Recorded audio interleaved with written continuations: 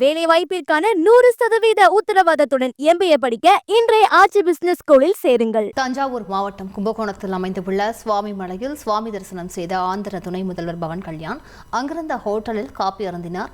இது பற்றிய விவரங்களை செய்தியாளர் அண்ணாதுரையிடம் கேட்போம். அண்ணாதுரை, அந்த இடத்தில் அவர் எவ்வளவு நேரம் இருந்தார்? கூடுதல் விவரங்களை பதிவு பண்ணுங்க. வணக்கம். தமிழ்நாட்டில் 2 நாள் சுற்றுப்பயணம் மேற்கொண்டுள்ள ஆந்திரா துணை முதல்வர் பவன் கல்யாண் அவர்கள் இன்று காலை தஞ்சாவூர் விமான நிலையத்திலிருந்து கார் மூலம் சுவாமிமலை கோயிலுக்கு வருகை தந்தார். முருகனின் அறுபடை வீடுகளில் 4ஆம் படை வீடான சுவாமிமலைக்கு இன்று காலை 10:45 மணிக்கு வருகை தந்தார். அவரை கும்பகோணம் கோட்டாட்சியர் கூடுதல் பொறுப்பு சாந்தி அவர்கள் பூச்செண்டு கொடுத்து வரவேற்றார்.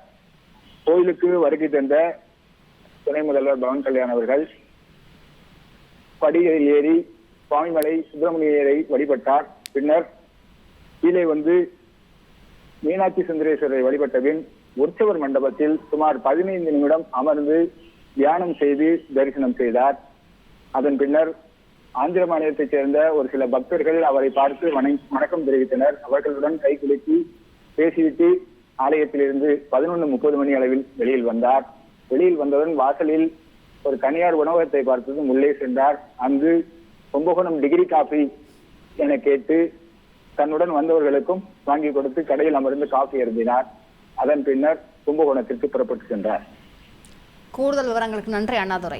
வேலைவாய்ப்பிற்கான 100% உத்தரவாதத்துடன் MBA படிக்க இன்றைய ஆட்சி பிசினஸ் ஸ்கூலில் சேருங்கள்.